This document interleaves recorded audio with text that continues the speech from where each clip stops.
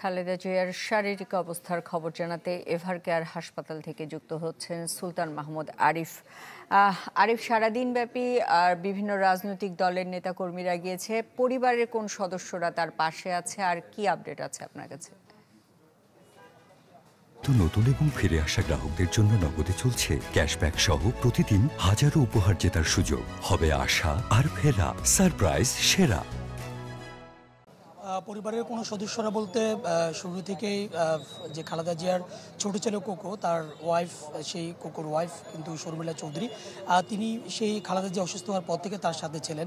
এছাড়া অন্যরা আসলে কে কে তার সাথে রয়েছেন এখন পর্যন্ত সেই তথ্য ওইভাবে আমাদের কাছে নেই। তবে সকাল থেকে আজকে আমরা নতুন করে তার পরিবারের কেউ এসেছেন তেমন কোনো ইনফরমেশন আমরা পাইনি। এবং অপরদিকে অন্যান্য দলের তার নিজ দল অর্থাৎ বিএনপির যে সমস্ত নেতাকর্মীরা রয়েছেন তারাও তো আসছেনই বটে।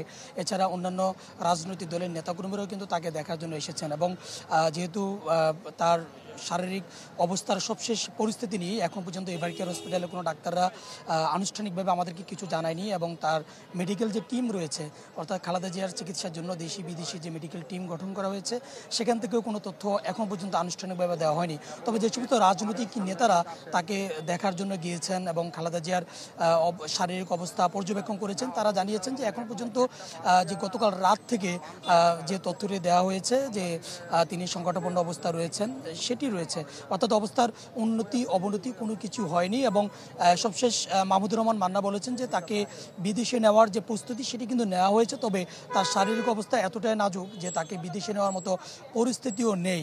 সব মিলিয়ে বলা যায় যে এখন পর্যন্ত তার সংকট কাটেনি এবং সংকটাপন্ন অবস্থা রয়েছে। তবে একটি তথ্য বিএনপির খায়রুল কবির খোকন তিনি দিয়েছেন যে তিনি ডাক্তাররা যেভাবে নির্দেশনা খালেদা জিয়াকে দিচ্ছেন, তিনি কিন্তু ইশারা ইঙ্গিতে সেই নির্দেশনা কিন্তু মানছেন, মানে তার জ্ঞান আছে, কথা তিনি শুনছেন এবং মানছেন, এমনটি কিন্তু তিনি বলেছেন।